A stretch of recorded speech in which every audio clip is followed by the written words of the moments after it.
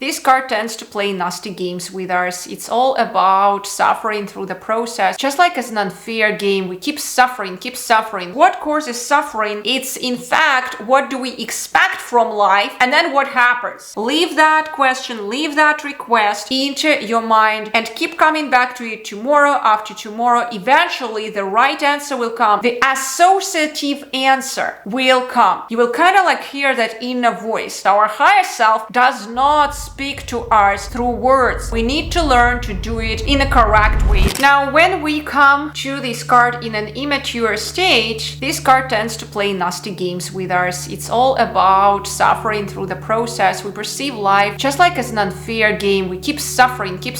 When everything is apparent and clear for us, like for that Sphinx who is sitting on the top of the game, on the top of the cycle and sees it all, we stop that suffering process because we see what is happening and we act accordingly. We are kind of like enlightened. We see the situation. We are not fearful in acting certain way because we know that it should bring certain fruition, certain results. So no matter how hard it is, we still go and act upon it. Look at this card. She, for example, is the physical representation of the active state of that Sphinx here, right? Because no matter how hard it is to sit for her on the throne, which is fired up by all these fires around her, she is still sitting in that calm mode, being in a just calm mode, doing the right thing. He's still observing what's happening. So what can help you to jump from this card to this card and also to instill that perception of deep ultimate truth and accept your destiny. Stop being in that suffering mode, in that rush mode, in that anxiety mode. Oh, what will happen with my life? Stop being in a frustration mode, because what causes suffering? It's in fact, what do we expect from life and then what happens? Usually we expect something and happens another thing. Why? Because we don't see the situation clearly like that Sphinx. Okay, so which kind of questions will help you along the way? So question number one, which cycles do I tend to repeat? Which cycles do I tend to repeat in my life again and again and again? And you can use your card for that. You can ask that question and then look at your card and look at any symbol which you see first here. Write down your question in your tarot journal. Write down your symbol which you see first in your tarot journal and leave it. Leave that question, leave that request into your mind and keep coming back to it tomorrow after tomorrow. Eventually, the right answer will come as the association to that symbol and as an answer to that question, because you stop communication with your subconsciousness through the power of symbols, the sigils of this creation. Or you can use for that purpose, like you can ask the question and you can use your deck for that purpose, pull out the card and then read the symbol which you see in that card. You can use maybe like 3 cards reading, see the symbols in those 3 cards. So in one card, see 3 symbols, and it may also bring you to certain types of understanding. Or you can use the same card, see 3 symbols, but the sequential order matters. So it's very important in which sequence did you see those symbols, because one will see the bull first, another one will see the bird first. So you write it down, and even if you are blank what these may mean, you just put it into your tarot journal and keep coming back next day. Observe that bull, observe that bird, because observation matters. Observation brings you into that active meditation. You start working with your subconsciousness through the power of symbols. And even if you just don't freaking know what it may mean, just because you observe symbols and have that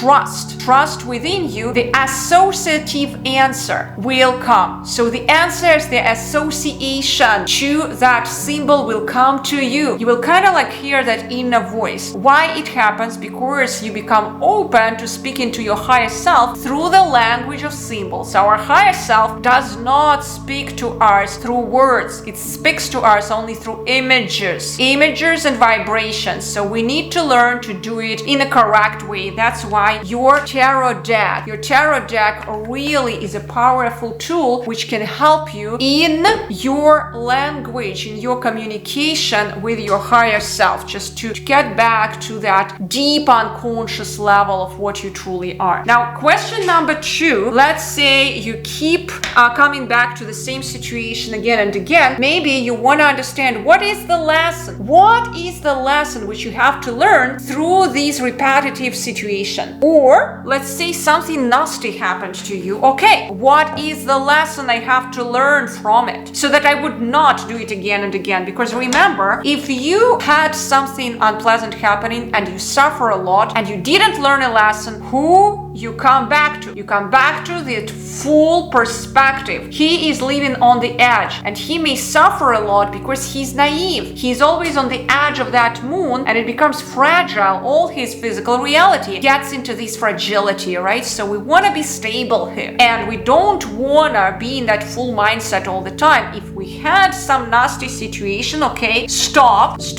be in that equanimity mode, and with all your firmness, you see how firm he is with that sword in his mouth. With all your firmness, you want to look at the situation and ask yourself a question: which lesson can I learn from it so that I would not get back there again? Right? Because I want that clarity. And you can use 1 card reading spread, 2 cards, 3 cards, or just read through this card of Wheel of Fortune asking that question using the same methodics which I mentioned to you above. Now, question number 3 is, how can I navigate this change? Let's say something happened into your life, drastic, dramatic. And here, if we are not into that mature mindset, whatever the change is, we will be either too thrilled, too excited, or we will be too upset. And it's ups and downs, ups and downs, ups and downs continuously. Too much torture for the body, both from the positive aspect and the negative. You are not here. So the change is always perceived by our subconsciousness as something negative,